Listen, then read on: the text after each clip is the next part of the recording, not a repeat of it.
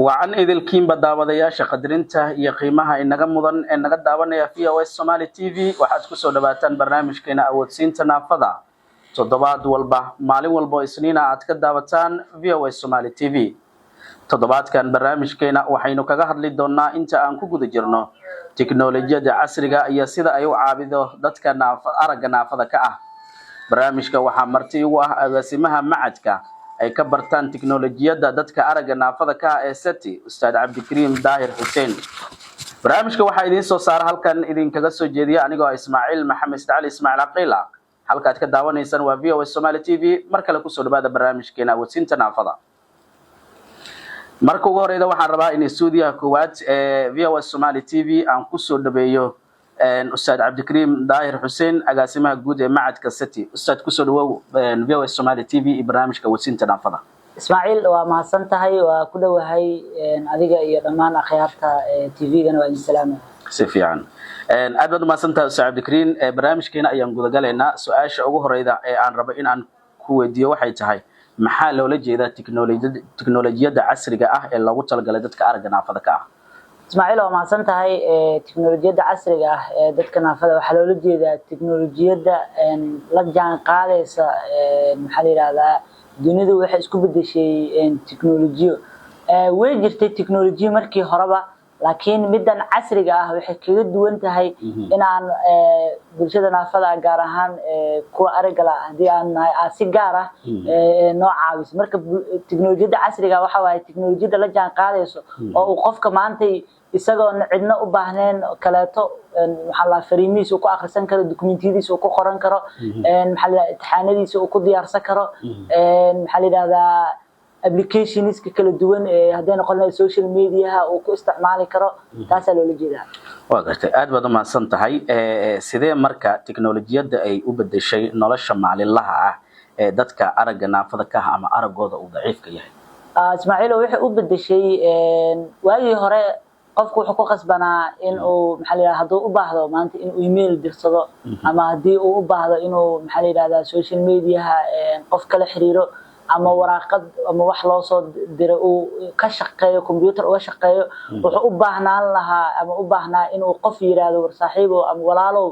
waxaan ii sameey laakiin maanta wuxuu u bedeshay waxay tahay isagoon cidna maxaa la yiraahdaa uusan wixii ka codsanin oo uusan qofna gacan siinin inuu kaligiis xor u yahay inuu wuxuu doono tiknoolajiyada ka sameeysan karo hadii ay computer noqoto qaabka kala duwanaayo hadii document lagu qoranayo iyo hadii maxaa la yiraahdaa applications kala duwan la isticmaalayo mobilka sidoo kale inuu qofkii xor u yahay aaladaha kala duwan ee social media inuu maanta xorriyad u isticmaalayo oo maanta aan looga kala turjumin wixii Facebook la soo dhigo iyo wixii TikTok la soo dhigo iyo wixii application kale la soo dhigo oo si toos ah ula soconayo marka si maalinlaha u bedesho sidoo kale waxay ka caawisay noloshiisa in uu qayb ka noqoto hadii aan la dhanka waxbarashada inay maanta ka caawiso inuu wax barto asagana dadka wax baro sidoo kale tan dhanka shaqada inuu ku shaqeeyo oo uu nolol maalmeedkiisa ka maxaa la yiraahdaa halkaas ka soo saarto marka waxa dhigi karaa siyaalo kala duwan oo inahaas ku soo koobayo oo ay ka caawiso maxay muhiim ugu tahay in la helo tiknoolajiyad la jaan qaadi karta baahiyaha markaas taagan ee dadka aragga naafada ka ah waxay muhiim u tahay Ismaaciil qofkan aragga la wadada kaliya hadda ee loo xiriiri karo qofka aragga leh iyo qofka aragga la waa tiknoolajiyada sababtoo ah waxa suuragal ah qofkii inuu san aqoon maanta braille oo maanta uu waqti qaadanaysa hadii la yiraahdo xitaa waa la barayaa laakiin marka aan waxa la yiraahdaa documentiga oo iga rabo macalinka uu soo diray ama shaqada la igu soo diray aan computerized ugu sameeyo aan u diro qofkii igama baahno in maxaa la yiraahdaa uu turjumaan iyo maxaa la yiraahdaa u raadsado sababtoo ah habkii uu fahmayay maxaa la yiraahdaa uu soo diyaariyay asagana sidaas la mid ah duu documentiga igu soo diro aniga waa akhrisan karaa waana maxaa la yiraahdaa saarba ka sameeysan karaa marka muhiim u tahay in nolosha maxaa la yiraahdaa qofka sida aad ka soo hadlayba siyaalihi kala duwanaa asagoo uga faa'iideysanaya in uu maxaa la yiraahdaa tiknoolajiyadaas la helo muhiim u tahay qofka aragga leh waa gartay qalabka ugu badan ama barnaamijyada ugu badan ay isticmaalaan dadka aragga naafada ka ah maxaa kamid ah ustaado waxa kamid ah dhanka mobilada marka la eego dhanka iPhone-ka waxa ku jira cod si original ah shirkadda Apple uu soo saartay telefoonada iPhone-ka oo la yiraahdo Force Offer kaas oo ah telefoon ugu adeegsiga badan caalamka dhigi karna dadka aragga la sidoo kale teleefoonadan Samsung-ka ahna waxa ku jiro cod la yiraahdo talkback oo loogu talagalay telefoonada maxaa la yiraahdaa ayagana sidoo kale waxa jiro voice assistance oo Google-ka iska leeyahay oo asagana caawiyo dhanka computeriska waxa aad loo isticmaalaa oo ugu caansan JAWS maxaa la yiraahdaa cod la yiraahdo oo shirkaddan Freedom Scientific soo saarto kaas oo ah codka maxaa la yiraahdaa ugu caansan aadna ilaa iyo xad sanad walba update ku sameeyaan hadda update ugu dambeeyay JAWS 2026 waaye kaas oo aad u caawinayo maxaa la yiraahdaa qofka aragga la hadii ay noqon lahayd inuu applications kala duwan uu isticmaalo iyo sanadihii dambe oo aad ay xoog u saarayeen description-ka oo dhanka sawirada oo kale iyo videoiska sidoo kale waxa loo isticmaalaa NVDA oo asagana JAWS-ka maxaa la yiraahdaa application-ka ama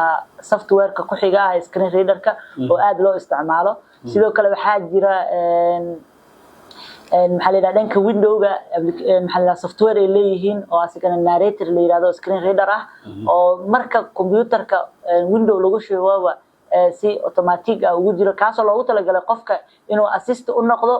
intii uu maxaa la yiraahdaa JAWS hadaa rabo inaad ku shubto computer-ka Windows ku jiro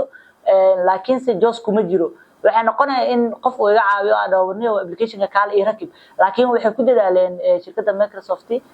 Windows iskale inuu qofka assist codkaas u sii noqdo inkastoo xoogaa maxaa la meelaha qaar looga wanaagsan yahay laakiin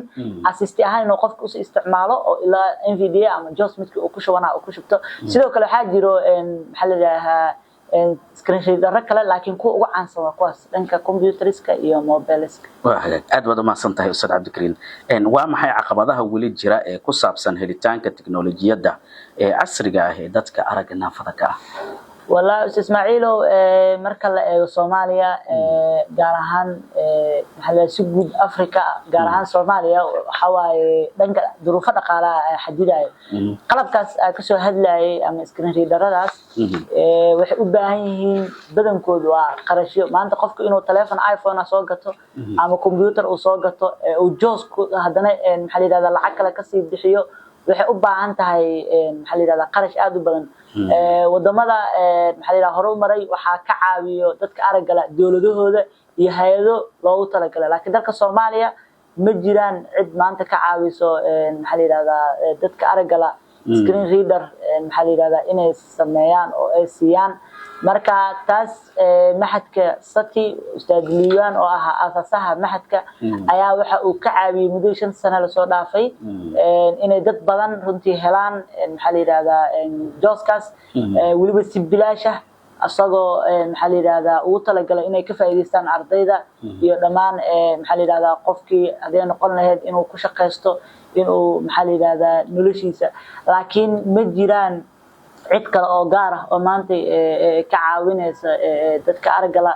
taasana keenaysa yani in maxaa la yiraahdaa laga yaabo dad badan oo maanta maxaa la heli lahaa ama jaanis hadii u helaan oo dawladda maanta wax badan naga caawin lahayd laga yaabo inta maanta aragga la tiknoolajiyada qaan inay ka badan aqoon lahayd ama fursad ay u heli waa gartay maxay tahay marka kaalinta dawladda iyo hay'adaha waxbarashada si kor loogu qaado tiknoolajiyad ma aragta u fududeyn karta dadka aragga naafada ka dhinac walba oo nolosha ku saleysan ustaado waxyaalaha looga baahan yahay dawladdu waxay tahay in ay sida dawladaha kale inkastoo dawladdeena aysan wali heerkaas gaarin laakiin adduunyada waxa la yiraahdaa ninba tabartiisu talaabsaday ugu yaraan inta tabarteeda in ay dadka waxa la yiraahdaa aragga la ka caawiso tiknoolajiyadaas ama hay'adihii ka caawin lahaa ee caalamka waxa la yiraahdaa heshiisyo la soo gasho dadkan waxa la yiraahdaa u soo jeediso dhanka hay'adaha kala duwan ee caawiya dadka aragga la ama si guud dadka naafada iyagana dhankaas way ka jiifaan oo in dadka aragga la ka caawiyaan dhanka tiknoolajiyada qaarkood waxa la yiraahdaa maba aaminsanaba inuu qofka aragga la uu tiknoolajiyad waxa la yiraahdaa uu baran karo marka hore marka caawinaadda waxa ka horeysa marka hore in dadka ay fahmaan horta inay dadkan aragga la yihiin dad tiknoolajiyada maxaa la yiraahdaa bartay dadkana maxaa lahaa hadii ay shaqo noqoto iyo hadii ay waxbarasho noqotoba intaba maxaa la yiraahdaa qayb kala ah marka hay'adaha iyo dawladdan waxa uu baaqaynaa inay doorkooda qaataan waa garad aad baad u mahadsan tahay ustaadi qaybaha dhexe ee barnaamijkeena awoodsiinta naafada ayaan ku guda jirnaa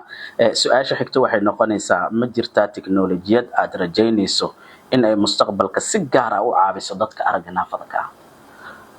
والله أستاذ ويجرا مالين والبيع وحال صارا application أما screen reader هذا نقطة إيو آلة بدن أو عاونا إن قلبي كل الدون ودتك أرجع الله وتلاقي مركب حرجين إن مربى مركب كدم بيو إن improvement سيستم ميان محلي هذا جارهان سجارنا دلكن وسهلناته إن قلبي أصليه هلا تاسرجين waa gartay maxay tahay marka talada aad u jeedin lahayd shirkadaha tiknoolajiyada si ay u tixgeliyaan baahiyaha dadka aragga naafada ka ah Ismaaciil oo saadaadka saalawa waxa kooda runtii u jeedinayna inay aqbalaan bulshada Soomaaliyeed gaar ahaan shirkadaha tiknoolajiyada iyo ka shaqeeya iyo hay'adaha kala duwanba in qofka aragga la uu tiknoolajiyada bartay oo qayb kala yahay bulshadiisa kala Soomaaliyeed marka xigtana in ay u soo jeestaan in ay ka caawiyaan dadka aragga la hadii ay noqon lahayd dhanka computeriska iyo dhanka mobileska sida la socotidba aad qalabyadaas maxaa yiraahdaa qaali u yihiin sida aan sheegana screen readerada oo maxaa yiraahdaa sidoo kale aad u qaali u yahay oo wax walba runtii maxaa yiraahdaa u baahan inuu qof arag la isticmaalo waxa umalaysaa in qalabyadooda caalamku ay qaali ka yihiin taas marka qaar caqabad keenaysa marka waxa uu baaqayaa in ay doorkooda qaataan maxad kastatina wuxuu diyaar u yahay in uu soo dhaweeyo hadii ay noqoto wacyigelin iyo in uu la shaqeeyo intaba marka waxa leeyahay ku soo dhawaada in aad maxaa yiraahdaa qayb ka noqotaan halganka iyo hayaanka tiknoolajiyada sare loo qaadayo maxad kastati uu qayb ka yahay waa hagaag aad baad u mahadsantihiin daawadayaal weli waxaynu ku guda jirnaa maaragta barnaamijkeena awoodsiinta naafada ee aad ka daawanaysaan VOS Somali TV qaybihiisa dambana waan ku sii siqaynaa waxaana barnaamijka martii noogu ah Ustaad Cabdikariim Daahir Xuseen oo ah agaasimaha macadka tiknoolajiyada dadka aragga naafada ka ay ka bartaan SATI ee ku yaala magaalada Muqdisho barnaamijka qaybihiisa kale ayaan sii guda galaya Ustaad Cabdikariim sidee warbaahinta iyo bulshada rayidka ay ugu qayb qaadan karaan wacyigelinta arintan aad ma santahay Ustaad Ismaaciil warbaahinta oo hadda aan ka joogno VOS Somali TV iyo kuwa la midka ah iyo bulshada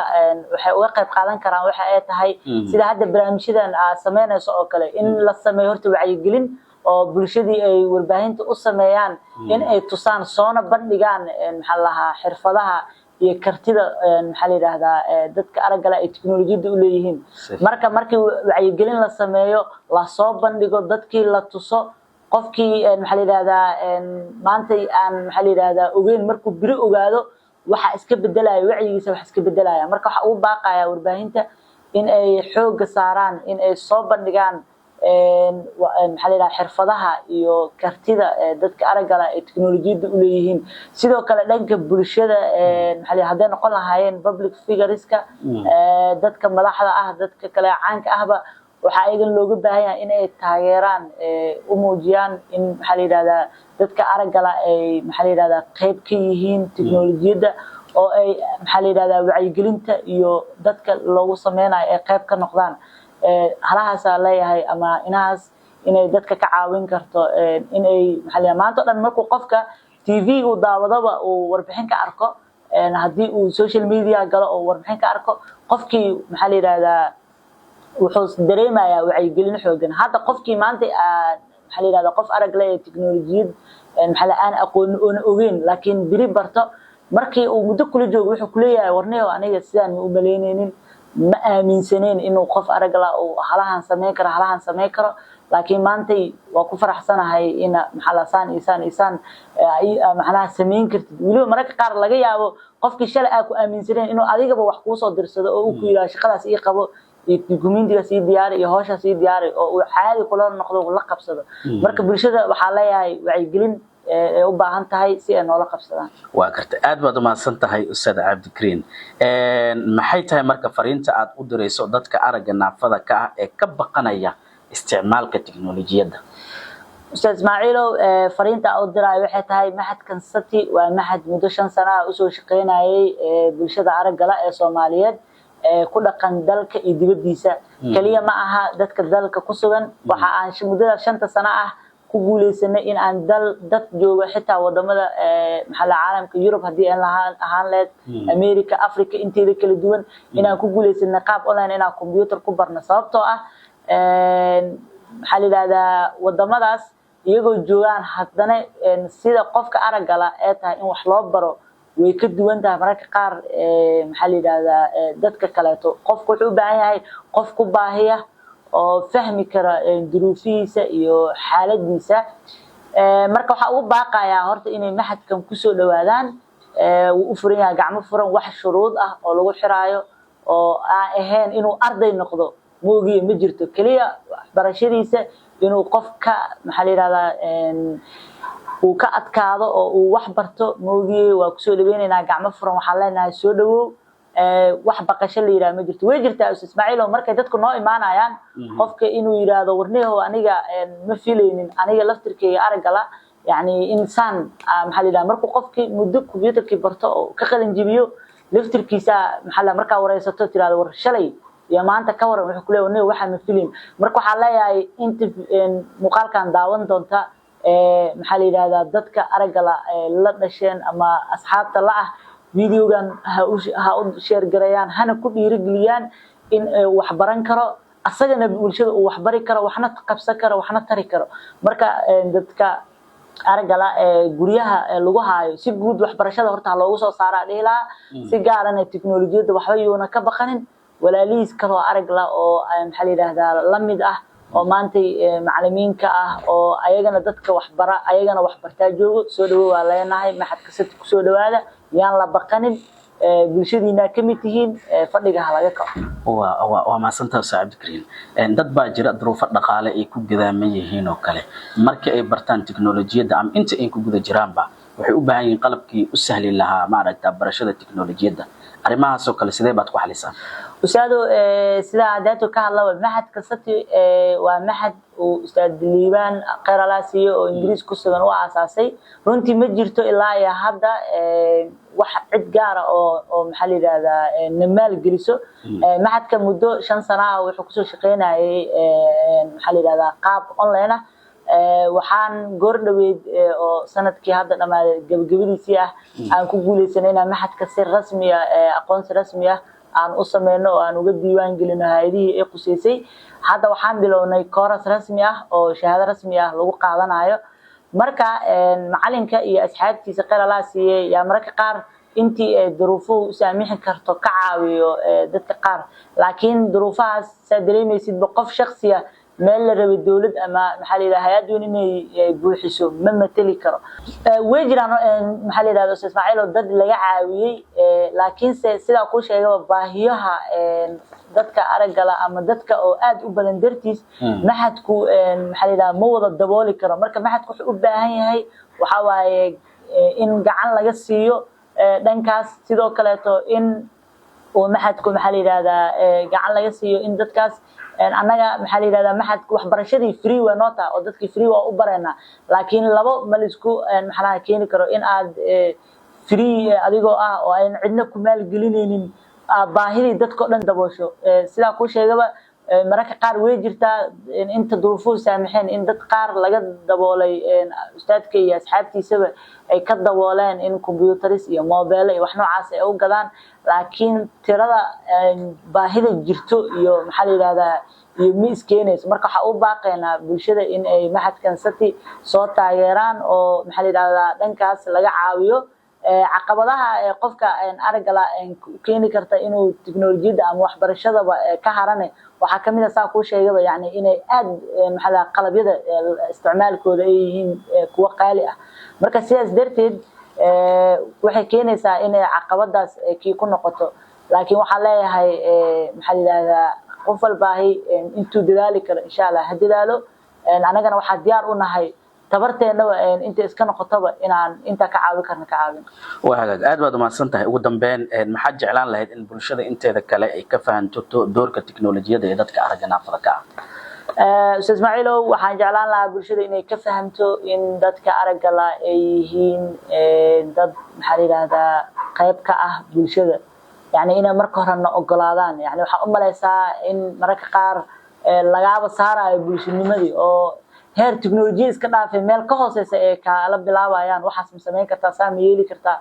yani marka bulshada horta in qayb ina ka nahay inay ogaadaan sidoo kale tiknoolajiyada isbedeshay casriga maantay dadka aragga lehba tiknoolajiyada isticmaalayaan iyo shalay waxay isticmaali jireen isku mid ma aha marka sidaas la mid ah inay dunidu heer tiknoolajiyo u gudubtay inay aqbalaan bulshada Soomaaliyeed qaybna aan ka nahay dadka aragga la'aana lagu dhiirigeliyo laguna maxaa la yiraahdaa garab siiyo in ay tiknoolajiyada iyo gudaha waxbarashada bartaan وهاجاك أدبو مهسين هاي أستاذ عبد الكريم داير حسين أو هاجاسمها معد كتكنولوجيا دا إكبرتان دتك أرجع نافذة كاوتدبات كان مرتين نوها برامج كاودسين تنافذة VOS Somali TV قدان برامج كنا إنتاس أيام كسو جبينا يا إنت برامج كان مثل حاجة إنه كل مدة وبعض برامج كا أو يسودوا وإنه إذا كجت جياسيداسي إنما تقولي وعنو ما تعلينا يا كاميرا من ذي إنت برامج كهذا وكبحية إجا عابني سيدو كلا فرسمي قانك دنگ برنامجكان quruxda badan isagana naga caabiyo waan u mahadcelinayna engineer Faisal inta barnaamijkan midkiisa xiga inuu ku kulmay doono sidaas iyo amaana Allah